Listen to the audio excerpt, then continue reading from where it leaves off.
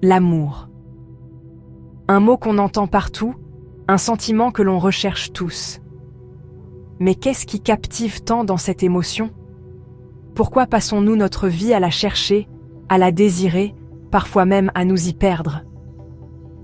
En vérité, l'amour est une émotion complexe et multiforme, pleine de profondeur cachée et de rebondissements surprenants. Dans cette exploration, nous allons plonger dans les différentes facettes de l'amour, de l'étincelle initiale de l'attraction au lien durable d'un engagement à long terme.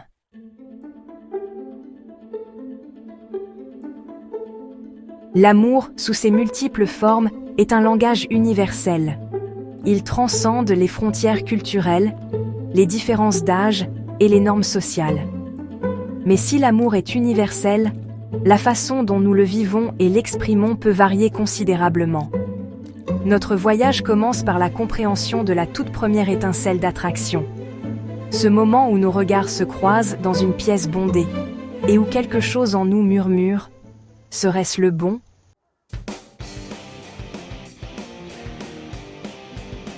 Cette étincelle initiale, cette attraction magnétique que nous ressentons envers une autre personne, c'est ce que nous appelons l'attraction.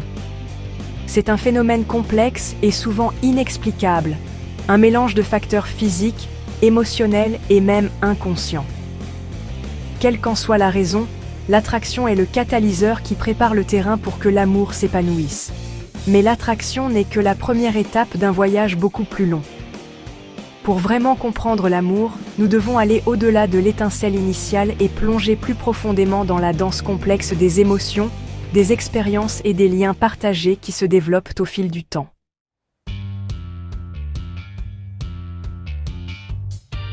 Étroitement lié à l'attraction, il y a l'engouement, un état d'absorption intense et de désir ardent pour une autre personne.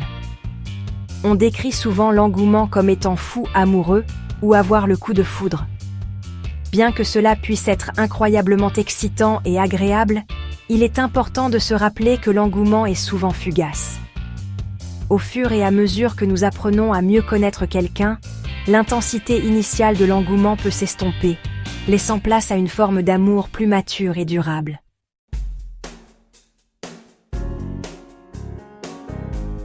Alors que nous dépassons la première vague d'attraction et d'engouement, quelque chose de profond commence à se produire.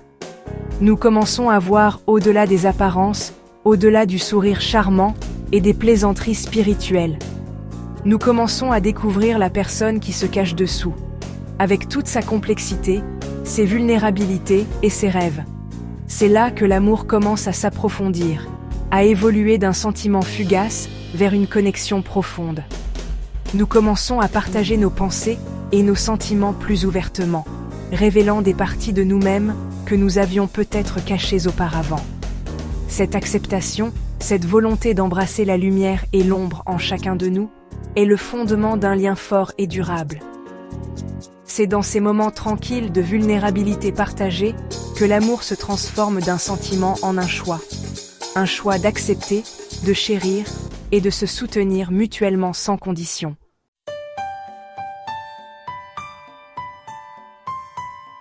Cette danse de la vulnérabilité n'est pas toujours facile.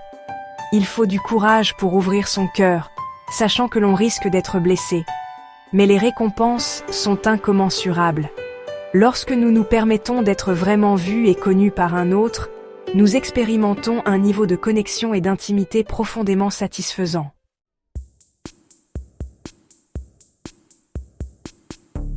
Des études ont montré qu'à mesure que les relations progressent, les hormones qui pilotent les premiers stades de l'attraction et de l'engouement cèdent la place à d'autres substances chimiques puissantes, telles que l'ocytocine et la vasopressine. L'ocytocine, souvent appelée l'hormone du câlin, est libérée lors de contacts physiques, tels que les câlins, les baisers et les relations sexuelles. Elle favorise les sentiments d'attachement, de confiance et de connexion, renforçant ainsi le lien émotionnel entre les partenaires.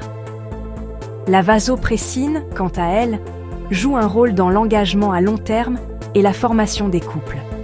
Ces hormones travaillent ensemble pour créer un sentiment de sécurité et de stabilité au sein d'une relation, favorisant un profond sentiment d'appartenance et de connexion émotionnelle.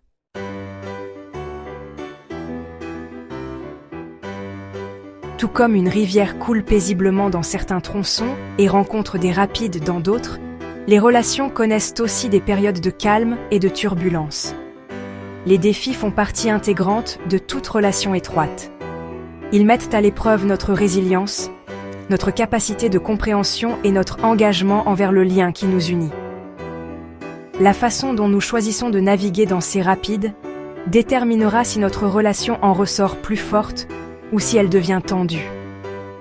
La clé réside dans l'approche de ces défis comme des opportunités de croissance, de compréhension et de connexion plus profonde.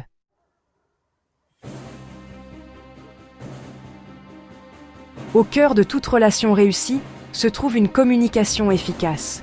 C'est le pont qui relie deux cœurs, nous permettant de partager nos pensées, nos sentiments et nos désirs. Cependant, communiquer ne se limite pas à exprimer ses pensées. Il s'agit aussi d'écouter avec son cœur, d'entendre et de comprendre véritablement ce que notre partenaire essaie de nous transmettre. Une communication efficace exige de la patience, de l'empathie et une volonté de voir les choses du point de vue de notre partenaire, même lorsque nous ne sommes pas d'accord avec lui. Ce qui compte, c'est de trouver des moyens de combler le fossé, de comprendre et de respecter les modes de communication de chacun, et de trouver un langage commun qui permette un dialogue ouvert et honnête.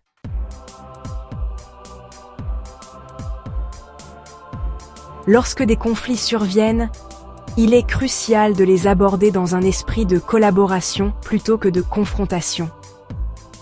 Au lieu de se concentrer sur qui a raison ou tort, nous pouvons porter notre attention sur la recherche de solutions qui conviennent aux deux partenaires. Cela exige une volonté de compromis, de renoncer au besoin d'avoir toujours raison et de donner la priorité à la santé de la relation plutôt qu'à notre propre ego. Il est utile de se rappeler que nous sommes dans la même équipe, que nous travaillons ensemble pour relever les défis de la vie et de l'amour. N'oubliez pas que les conflits sont une partie naturelle de toute relation étroite. Ils ne signifient pas la fin de l'amour, mais plutôt une occasion d'approfondir notre compréhension mutuelle et de renforcer le lien qui nous unit.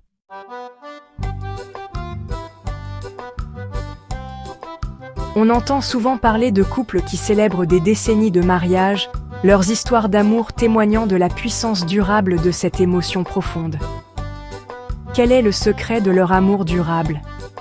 Est-ce un coup de chance, un alignement fortuit des étoiles? Ou est-ce quelque chose de plus? Un choix conscient? Un engagement à nourrir la relation jour après jour, année après année? Bien que chaque histoire d'amour soit unique, certains principes semblent lier ces couples, les guidant à travers les hauts et les bas inévitables de la vie. L'amour durable ne consiste pas en un état d'euphorie constant ou en une romance de contes de fées dépourvue de défis. Pour cultiver un amour durable, nous devons aller au-delà de l'étincelle initiale et nous concentrer sur la construction d'une base solide fondée sur le respect mutuel, la confiance, des valeurs partagées et une compréhension profonde l'un de l'autre.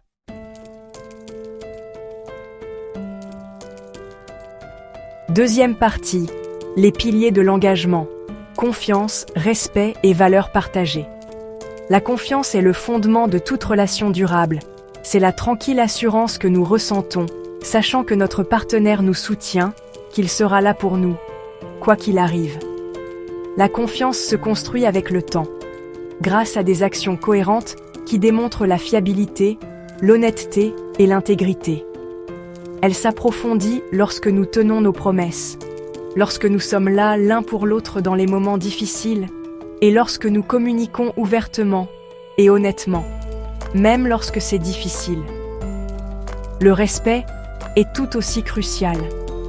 Il s'agit de valoriser notre partenaire pour ce qu'il est, d'apprécier ses qualités uniques et de respecter ses pensées, ses sentiments et ses points de vue, même lorsqu'ils diffèrent des nôtres. Le respect signifie se traiter mutuellement avec gentillesse et considération, même en cas de désaccord.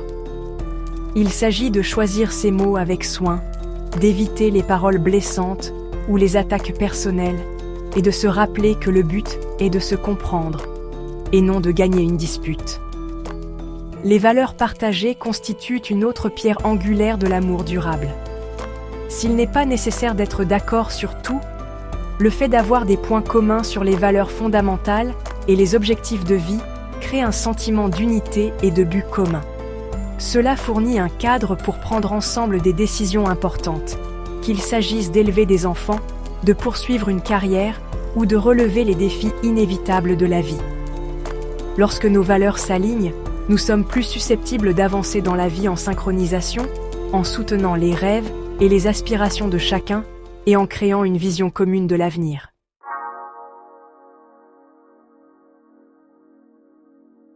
Première partie. La puissance durable de l'amour. Au cours de notre voyage à travers les paysages de l'amour, en explorant ses sentiers complexes et ses profondeurs cachées, une vérité émerge, claire et lumineuse comme un phare. L'amour, dans sa forme la plus pure, est une force d'une immense puissance et beauté. Il a la capacité de nous transformer, de guérir de vieilles blessures et de nous inspirer à devenir la meilleure version de nous-mêmes. De l'étincelle initiale de l'attraction au lien durable d'un engagement à long terme, l'amour colore nos vies de dynamisme et de sens. Il nous enseigne l'empathie, la compassion et la joie profonde d'une connexion profonde. Nous avons vu comment l'amour se déroule par étapes, chacune ayant son propre caractère et sa propre signification. L'excitation et l'exaltation de l'attraction et de l'engouement ouvrent la voie à une connexion plus profonde, enracinée dans la vulnérabilité, la confiance et le partage d'expériences. Nous apprenons que la véritable intimité s'épanouit lorsque nous osons ouvrir pleinement notre cœur, en nous permettant d'être vus et connus, avec nos défauts et tout. Nous avons exploré les défis inhérents à toute relation étroite, reconnaissant que les conflits et les désaccords ne sont pas des échecs, mais plutôt des occasions de croissance et d'approfondissement de la compréhension. Une communication efficace, fondée sur l'empathie, l'écoute active et la volonté de compromis, apparaît comme la clé de voûte d'un partenariat sain et prospère. Nous apprenons à nous battre loyalement, à exprimer nos besoins clairement et respectueusement, et à aborder les conflits comme des occasions de renforcer le lien qui nous unit.